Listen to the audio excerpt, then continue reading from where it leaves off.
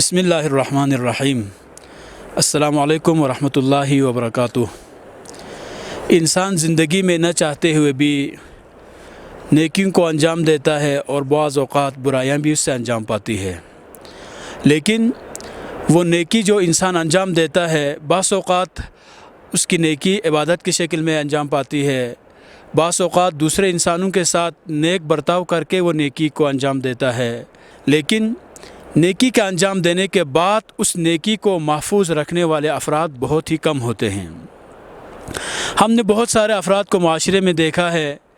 جو کسی کی مدد کرتا ہے تو جہاں بھی موقع ملتا ہے، جب بھی موقع ملتا ہے، سرعام برملا طور پر اظہار کرنا شروع کر دیتے ہیں، میں نے فلان کے ساتھ یہ اچھا کام کیا ہے، وہ غریب تھا میں نے مدد کی وہ امیر بن گیا، اس کو جاب نہیں ملی تھی میں نے سفارش کی جاب مل گئی۔ یعنی نیکی انجام دینے کے بعد اتنا اس پر احسان جتانا شروع کر دیتا ہے، آخر میں جس کے ساتھ نیکی کی گئی تھی وہ انسان شرمانا شروع کر دیتا ہے، اس کو یہ احساس ہونا شروع ہو جاتا ہے ایسی نیکی نہ ہو تو بہتر ہے۔ حقیقت میں یہی لوگ ہی بدقسمت لوگ ہیں کہ جو نیک عمل انجام دیتے تو ہے لیکن ان نیک اعمال کو بچا نہیں سکتے۔ قرآن نے بھی کہا ہے کہ آخرت کے دن جو کوئی نیکی لے کے آ جائے تو اس کو اس نیکی کے بدلے میں 10 گنا اجر عطا کیا جائے گا۔ یہاں سے بہت سارے لوگ یہ معنی اور یہ مفہوم اخذ کرتے ہیں جو بھی نیک عمل انجام دے گا آخرت کے دن اس کو 10 نیکیاں ملتی ہے۔ ایسا نہیں ہے، دنیا میں اگر وہ ان نیکیوں کو ضائع نہ کریں،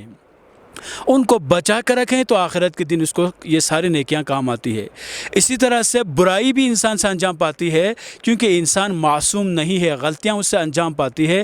برائی کے انجام دینے کے بعد اس برائی کے ساتھ اس طرح سے منسلک رہنا یا برائی کرنے کے بعد فخر و مباحت کرنا یہ بہت بری بات ہے۔ اگر برائی انجام دینے کے بعد اگر وہ پشیمان ہو جاتا ہے، وہ افسوس کرنا شروع کر دیتا ہے میں نے کتنا غلط کام انجام دیا ہے، اگر یہ سوچتا ہے تو وہ برائی نہیں رہتی ہے۔ امیر المؤمنین علی بن ابی طالب علیہ آلاف التحیۃ والسلام کا ایک خوبصورت ارشاد گرامی ہے جس میں آپ فرماتے ہیں سیئۃ تسؤک خیر عند اللہ من حسنۃ تعجبک۔